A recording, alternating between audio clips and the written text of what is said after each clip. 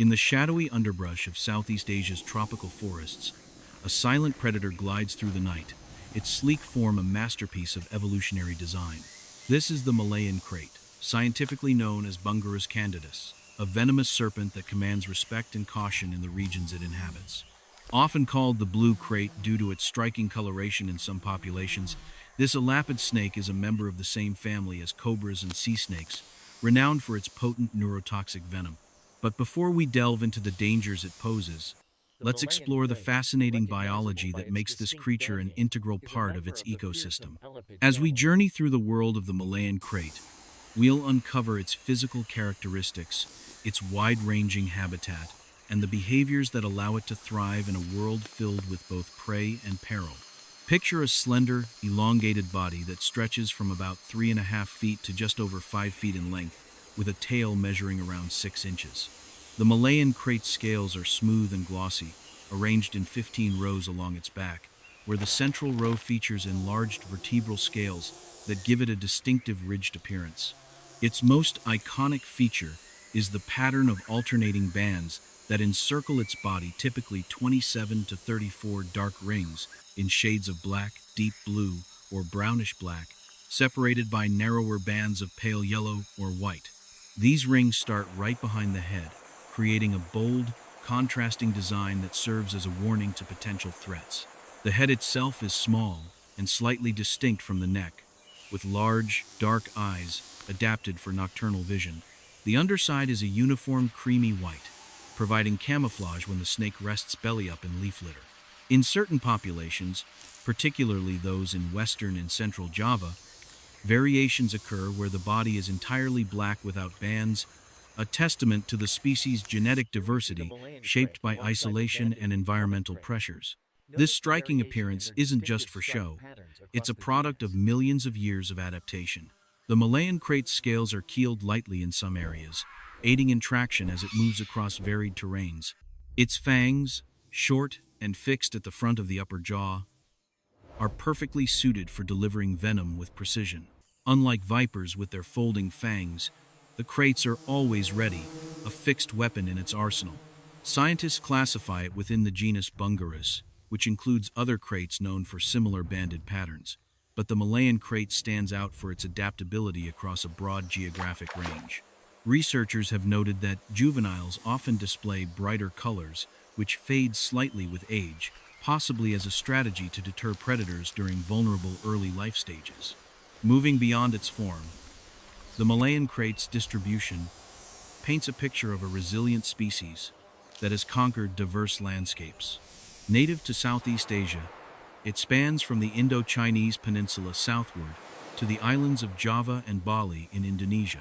You'll find it slithering through the humid lowlands of Malaysia, Cambodia, Myanmar, Thailand, Laos, Vietnam, and even the bustling city-state of Singapore.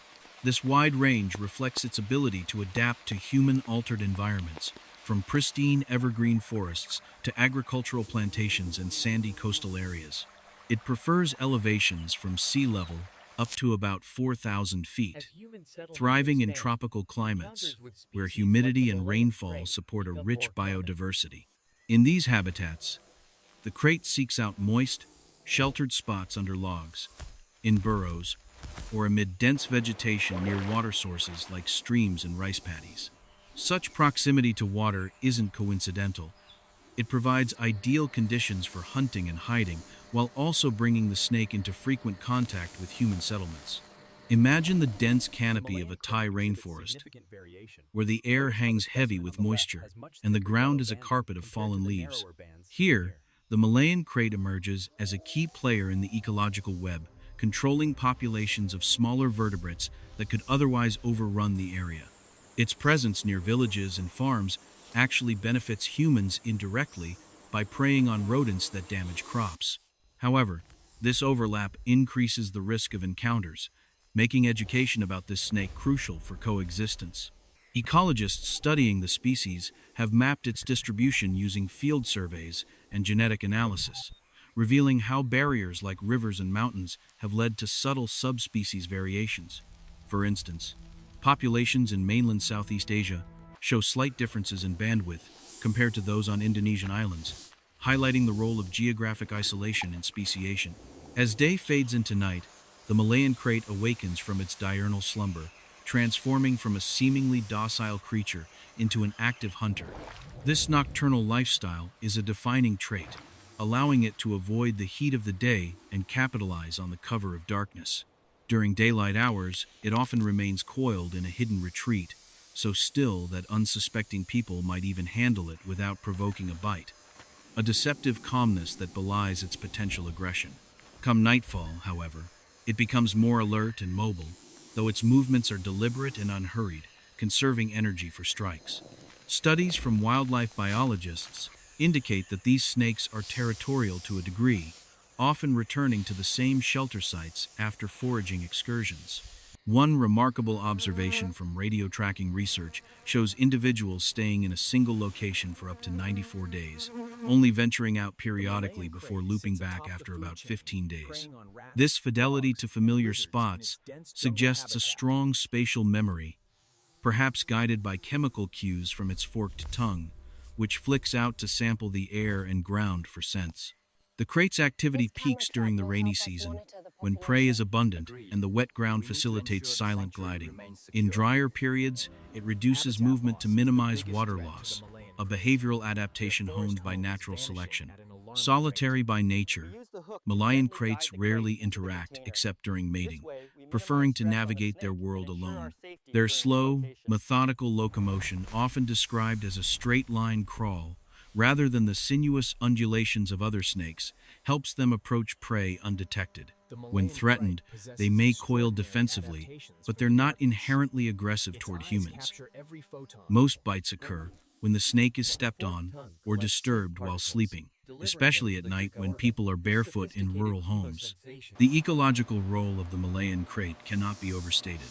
As an apex predator in its niche, it helps maintain balance by feeding on other reptiles, amphibians, and small mammals, preventing overpopulation that could disrupt food chains. In agricultural areas, its predation on rats and mice serves as a natural pest control, reducing the need for chemical interventions that harm the environment. Conservationists emphasize that protecting this species preserves biodiversity, as its decline could ripple through the ecosystem. Yet, habitat loss from deforestation and urbanization poses threats, fragmenting populations and increasing roadkill incidents. Efforts in countries like Thailand involve community programs to relocate snakes safely rather than killing them, fostering a harmonious relationship between humans and wildlife. Delving deeper into its sensory world, the Malayan krait relies on a combination of vision, vibration detection, and chemosensation. Its eyes, while not as acute as those of diurnal snakes, are tuned to low light conditions, allowing it to spot movement in the dim glow of moonlight. Pit organs are absent, unlike in vipers, so it doesn't sense heat. Instead, it uses its tongue and Jacobson's organ to analyze airborne particles, building a chemical map of its surroundings. This acute sense of smell guides it to prey and away from danger, a sophisticated system that has evolved over eons. Behavioral studies in captivity reveal that kraits can learn simple associations, such as linking certain stimuli with food, demonstrating a level of intelligence beyond mere instinct. In the grand tapestry of Southeast Asian fauna, the Malayan krait embodies the delicate interplay between beauty and peril. Its banded form, reminiscent of a living barcode, warns of the venom within, yet it plays a vital role in sustaining the health of its habitat. As we continue our exploration in the next segment, we'll uncover the intricacies of its diet, reproductive strategies, and the science behind its formidable venom, shedding light on how this enigmatic serpent survives and thrives. Stay tuned as we venture further into the secrets of the Malayan krait. As we pick up our journey into the enigmatic world of the Malayan krait, let's turn our attention to what sustains this nocturnal hunter, its diet and foraging tactics.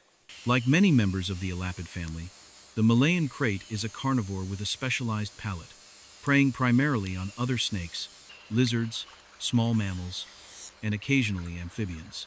This ophiophagous tendency, meaning it eats other snakes, positions it as a top-tier predator in its food chain, often targeting species like rat snakes or even other venomous serpents that share its habitat. In the dim hours of the night, it employs a stealthy approach, using its keen sense of smell to track down prey. Once located, the krait strikes swiftly, injecting venom through its fixed fangs before releasing the victim to succumb to the toxin's effects. This bite and release strategy minimizes risk to the krait itself, as struggling prey could cause injury. After a short wait, it follows the scent trail to consume its meal whole, jaws unhinging to accommodate creatures sometimes larger than its own head girth.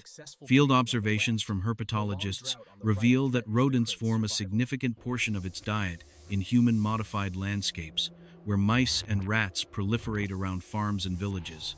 This makes the krait an unwitting ally to farmers, acting as a biological control agent against crop-damaging pests. Less commonly, it dines on skinks, geckos, or frogs, showcasing dietary flexibility that aids survival in varying ecosystems. Juveniles tend to focus on smaller fare, like lizards, gradually shifting to larger prey as they mature. Nutritional studies indicate that a single substantial meal can sustain the krait for weeks, thanks to its slow metabolism adapted for energy conservation in tropical climates.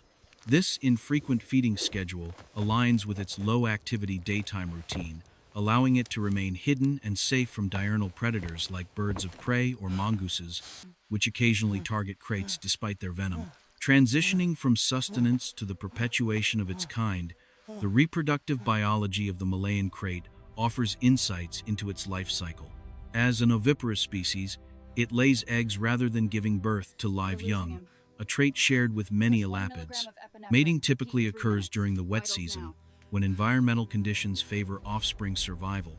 Males engage in ritualized combat or courtship displays, intertwining bodies to assert dominance before pairing with receptive females. After fertilization, the female seeks out a secure, humid nook, perhaps under a log or in a burrow, to deposit a clutch of 4 to 10 leathery eggs. She may guard them briefly, though detailed behaviors remain understudied due to the snake's elusive nature. Incubation lasts several weeks, influenced by ambient temperature and moisture, with hatchlings emerging fully independent and venomous from day one. These miniatures, measuring about a foot long, must fend for themselves immediately, relying on innate instincts to hunt and avoid threats. Growth rates vary by food availability, but kraits reach sexual maturity in 2 to 3 years, contributing to population stability in undisturbed areas. Genetic research suggests low dispersal rates, with offspring often remaining near natal sites, which can lead to localized inbreeding if habitats fragment. Conservation biologists monitor these patterns to assess vulnerability, noting that climate shifts could disrupt breeding cues tied to rainfall. In captivity, breeding programs have provided valuable data, revealing that females may produce multiple clutches in a season under optimal conditions, though wild occurrences are rarer. This reproductive strategy emphasizes quality over quantity, with each egg representing a high investment in the species' future amid Southeast Asia's dynamic environments. Now, we arrive at the aspect that most captivates and cautions us: the Malayan krait's venom, a complex cocktail of proteins engineered by evolution for subduing prey and defense. Classified as primarily neurotoxic, it targets the nervous system with ruthless efficiency, disrupting signals between nerves and muscles. Key components include three-fingered toxins and Kunitz-type inhibitors, which bind to receptors and block acetylcholine transmission, leading to progressive paralysis. In prey, this ensures quick immobilization. In humans, it poses a grave threat. The venom's potency is staggering, with a lethal dose for an average adult, estimated at just a tiny fraction of an ounce, making it one of the deadliest among land snakes. Delivery averages about a fifth of a teaspoon per bite, more than enough to overwhelm the body if untreated. Symptoms in bite victims unfold insidiously, often without immediate pain or swelling at the site, lulling one into a false sense of security. Within hours, however, signs emerge: abdominal discomfort, nausea, and a creeping numbness starting in the extremities. As the toxin spreads, it impairs breathing muscles, culminating in respiratory failure if intervention lags. Cardiovascular effects, like elevated blood pressure or shock, can compound the crisis. Tragically, many incidents happen at night, when victims are asleep, mistaking the painless bite for an insect sting until paralysis sets in. Medical data from regions like Thailand and Vietnam show that without prompt care, mortality rates hover between 60 and 70%, with death possible within 12 to 24 hours. Even survivors may endure prolonged recovery, including ventilator support and physical therapy to regain muscle function. Understanding the venom's mechanics has driven advancements in toxicology. Researchers isolate its compounds for potential therapeutic uses, such as pain management or neurological disorder treatments, turning a deadly weapon into a medical asset. Anti-venom development, pioneered by institutions in Southeast Asia, involves immunizing horses with diluted venom to produce antibodies. The resulting serum, when administered early, neutralizes toxins effectively. However, challenges persist. Anti-venom specificity varies by krait species, and access in rural areas remains limited. Public health initiatives promote rapid transport to equipped facilities, where supportive care like mechanical ventilation bridges the gap until the body clears the venom. Notably, drugs like anticholinesterases, effective against some neurotoxins, offer little benefit here, underscoring the need for tailored protocols. Beyond its biology, the Malayan krait faces mounting pressures in the modern world, prompting conservation scrutiny. Listed as least concern by international bodies, its populations are nonetheless declining due to habitat destruction from logging, agriculture expansion, and urban sprawl. In Indonesia and Malaysia, palm oil plantations encroach on forests, displacing kraits and heightening human encounters. Traditional medicine trades exploit the species for purported remedies, while indiscriminate killing stems from fear. Road development fragments territories, increasing mortality from vehicles. Ecologists advocate for protected areas and corridors to maintain genetic flow, emphasizing the krait's role in pest regulation as a boon to biodiversity and agriculture. Community education emerges as a cornerstone of conservation, teaching residents to identify kraits and respond safely, such as using torches at night or sealing homes against entry. Relocation programs in countries like Singapore demonstrate success, reducing fatalities while preserving snakes. Climate change adds another layer, potentially altering rainfall patterns that cue breeding and prey availability. Long-term monitoring via citizen science apps tracks sightings, aiding data-driven policies. Ultimately, safeguarding the Malayan krait protects the